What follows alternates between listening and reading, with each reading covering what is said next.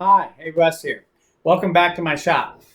Today I want to talk about this panel saw setup that I made. Last video I showed you how you could take and use your workbench surface, or in my case, I set it up on my table saw for those styrofoam 2x4s, and I did it so that I could then put a piece of plywood up there and cut it.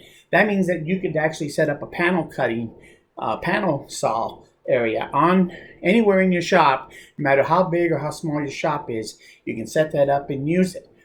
Now, this is just another use for that styrofoam 2x4. Why do I like the styrofoam 2x4? Most of the things you see me do with that, you could do with just a regular 2x4 if that's what you want. But what I like about the styrofoam, as I said before, is when I had that plywood laying up on those styrofoam 2x4s, as my saw goes through, if it has to go through that board, I don't even feel it. It doesn't affect my cut of my circular saw. It makes it much easier to make a cut. If that's a regular 2x4 and you're cutting through it, two things happen. First off, you damage that 2x4 and you restrict what you're going to do with it later on. Second, it really bogs down. You really can tell the difference as you're cutting along that plywood, and then all of a sudden you hit that 2x4. It affects you're trying to cut that, and that's at a point where something might shift or move because you got more resistance. I just don't like it. I like using the plywood with the styrofoam because it does work better. And so enough about the styrofoam. That's not to say that if you're using the styrofoam 2x4, in this case I'm going to show you how to use it to make a panel saw for cutting full sheets of plywood. But even if you just want to do a big job and you got 10 sheets of plywood, you set up your sawhorses, you throw all 10 of them up there, and one at a time, you want to cut them down to size and then work on the next one. Well, these 2x4s are perfect for that. You just lift up the top sheet, shove these up under it, cut up your front top piece, and then when you're done, you can take them, move them to the next one underneath. And so you can work your way down the stack without ever having to move that stack. All you got to do is lift the corner up on the top sheet to put these pieces in there. Makes it easy to even go through a full stack of plywood if you're doing a major cabinet job or something. So the styrofoam 2x4s are very handy. As a panel saw, they work really great. Let me show you. So to make my panel saw, I decided that my overhead door is the perfect place for it. My demo on my last video for how to set up a panel saw thing that you can just clamp it to your workbench or to my table saw. But in all reality, in my shop, those would be horrible places to cut my plywood, because where my door is here, just to the right is where I store all my plywood, is in this area here. And all my long pieces are stored in here. So like here I have a 16-foot wide panel that's 8 foot long, and I store it here. So they're actually very close then to my panel saw. And you say, that doesn't look like a panel saw. Let me show you the rest of it. This is the part that's always there. I can open and shut the door. It doesn't interfere with anything. It added a little bit of weight to my overhead door. So I notice it, especially when I shut it. I don't have a garage door opener on this because I never use it to pull a car in. So I open and shut it manually. But I can really tell that weight's on there. So if you do something like this, you either have to cut down the weight of your 1x6 plywood by putting additional holes in it strategically to take weight away from it. You could do that. Or you have to adjust the spring on your door when you're done. But you can put this on any garage door really if you wanted to and do the same thing. And my garage door is always clear because I open the door and I like to have the outside coming in the summer months. And so this area is never clogged up to any nth degree. Sometimes I have stuff sitting there because I'm in the middle of a project, but everything that sits here is easily moved so I can get my plywood from right there to right here. Let's set up a full sheet of plywood so you can see how this thing works, and then we'll go from there. Now you'll notice I have these bench dog holes all along that piece. Let's talk about that for just a second. The way I mounted that is I made 4 of these, 3/4 inch plywood on 3 sides. I put a 1/4 inch on the bottom, and I have a 15-degree angle cut on this face here. This face here is This is my door. This is screwed right to the door, just like that, so that this 15 degrees is leaning out away from the door. And then I took that 1x6 and I screwed it right to here, which makes a pocket here, and it holds my plywood at the degree that I want my panels to sit at when I put them up there. So I have 4 of these, and that's more than enough to support what's there. There's no real pressure put on that thing. The only pressure on that board is leaning to it from the plywood. There's never really much pressure in any other way, the way this is designed. So this is simple, easy, it can be light duty, it doesn't take much for this to work. Now, as far as being able to put a sheet up against there, I used my Styrofoam 2x4s. Let me show you one of them. Now I made these, this is version 2.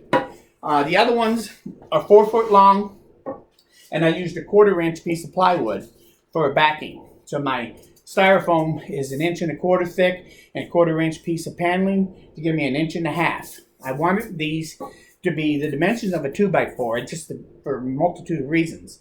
And I decided these should be the same. So I used a 3/4 inch piece of plywood. So my Styrofoam is only 3/4 inch thick. It's glued together. And on this one, I put dog holes strategically at certain places. And we'll go over that in a minute, what those are for. So now I have 4 of these. And that's how I make my panel. So if I want to put a panel up here to cut it, I keep the bench dogs in the little pocket here that we talked about. And there are 2 in each of them. And you need 2 of these in order to put one of these in place. So I've marked this off every foot, so I kind of know where I'm at when I put my sheet up here. This is be the center of the plywood approximately. So I'm going to put this one at the 7 foot, so the overhang will be about 1 foot, a little less. So I put this in the dog hole. I put this into the top dog hole here, and I take the other dog hole and I put it in the bottom where I have a dog hole 4 inches off the floor, just like I did with the other panels. That 4 inches is what helps hold that plywood up off the floor enough for your cut to exit when you're cutting vertically. So I'll put this one in here, and this is now ready for me to put plywood up on there on this piece. I do this 3 more times, and then we'll be ready to pull a sheet of plywood out. So I take my next one, and let's put this one at 5 feet.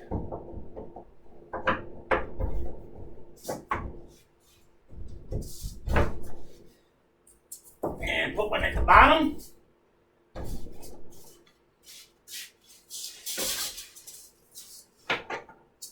And we'll put the next one right here.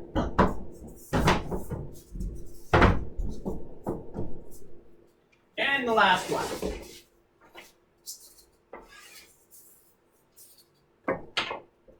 And I'll put this one right here. And now we're ready. Make sure they're reasonably straight up and down. Doesn't have to be perfect. And now I'm ready to put my plywood up here. So let's pull a sheet of plywood out. Yes, we're going to use a full sheet of plywood this time. So I take my plywood sheet out and I move it over in front. Now we want to lift it up onto those dowels that are 4 inches off the ground. So I'm just going to lift it up somewhere in the center. There's my 4 foot. I'm kind of in the center here. I'm going to lift it up and put my toe underneath this board. And that will now help me balance this, and using the one leg, I help lift it up and set it in place. And this plywood is now ready for me to work on. Okay? And when I'm not talking about it, I'm just doing it. This only takes a couple minutes to get to this point. So now we're ready to make our cut. Now, we want to make a cut at 4 foot, which I've already pre-marked it. This is my 4 foot area. So I can take my track saw, and you can make your own. You can use one that's commercial use, however you want to do it. And I set it up there. And I make my cut at 4 foot. But This one, let's say I wanted to cut it at 28 inches instead. So I've marked this here at 28 inches, the blue tape. And if I bring this over here, and you say, okay, now I can make that cut. But actually, you don't want to make that cut right here. Why is that? For the same reason that I put bench dog holes every 4 inches. When you cut this piece, you're now going to have 2 independent pieces of each other. And you want both pieces to be stable as you exit that cut, not just the one. So what you want is you want 2 of these on this part and 2 of these on this part. And you want to have them reasonably close to hold this piece and give it a good foundation. So like you want 1 of these right here and 1 of them right here because you're cutting right here, and that kind of puts your support close to the cut. And then the other should be on the outside edge. So when I look at this one is close enough, but I only have 1 over here. So I'm going to take this one out, and I'm actually going to move it to this side of my 6-foot mark and put it into this bench dog hole right here. So let's do that right now. So I take my piece of plywood,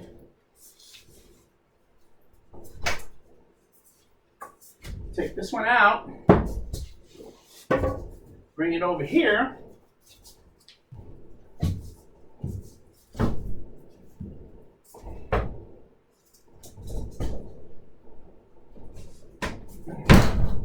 and now I can make this cut safely. I have support here and I have support here. Now, the other thing to think about is if you're using a track saw like mine or something similar, you have one board that I call the anchor board and the other one is the freeboard. This is the side that is going to be carrying the weight of the track saw as it makes this cut. This side is going to be freestanding. So we want to, if possible, snug this piece so it helps hold it still. I haven't made them yet. I'm going to make some U-channel pieces that slide over the back side of my 1x6 and reach down into here with a spin knob, with a plastic knob or something to screw down and hold this still. In this particular case, I'm going to use this Styrofoam, and I'm just going to take my long-reaching clamp and I'm going to put this one in here like so and clamp it down.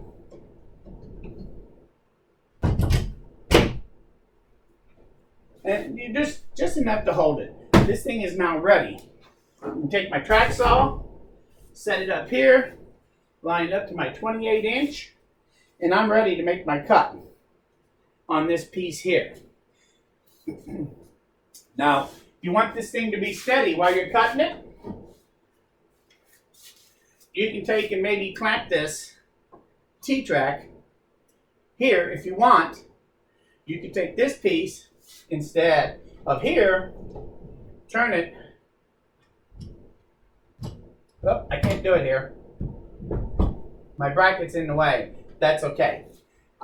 Sometimes I can take this and clamp it to both these with this clamp to hold this in place. It's not important. You really want this to be held. If I want this to hold steady right here, I can just take one of these and actually just put it down here like so.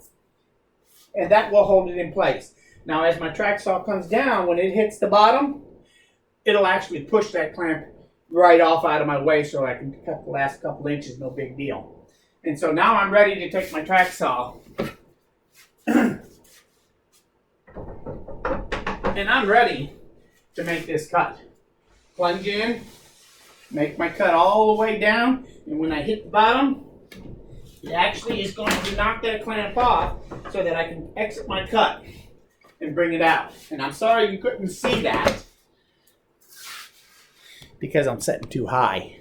So if I turn this down, I'm talking about having this clamp right there, anywhere down there, and then as I come through with my track saw, it's going to hit that clamp, and it's actually going to just push it off out of my way. so that I can finish this cut. And it doesn't interfere with the cut to be able to finish this cut. So, that's how I would use my track saw to make this cut. You might have a different setup to cut your pieces, but that's how I do that. So now let's make a vertical cut. Oh, I'm sorry, let's make a horizontal cut. We just did a vertical cut. And you got to make sure when you're doing vertical cuts that you have two of these on each side. While making horizontal cuts, that's not so important. You can have these pretty much anywhere when you're doing the cut this way. But to make an accurate cut, let's lay it out and say we want to cut this. And we want to cut 16 inches off of it. Give me my T-square. I make a mark at 16 inches. There. And down here. I have my mark. And now, I can now take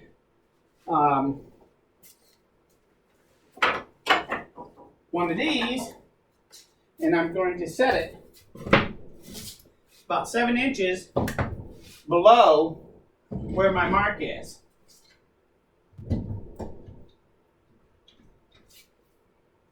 And do that on both ends.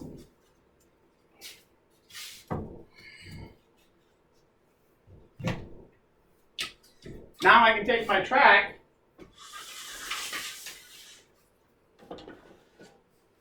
and set it right on those, like so.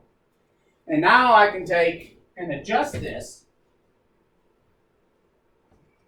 And when I got it right, I clamp it back. This is holding my piece. And I put a clamp on there. I take this side and I do the same thing. Loosen it up, bring it to my mark, clamp it, and put a clamp on this end. Now we're ready to make my cut.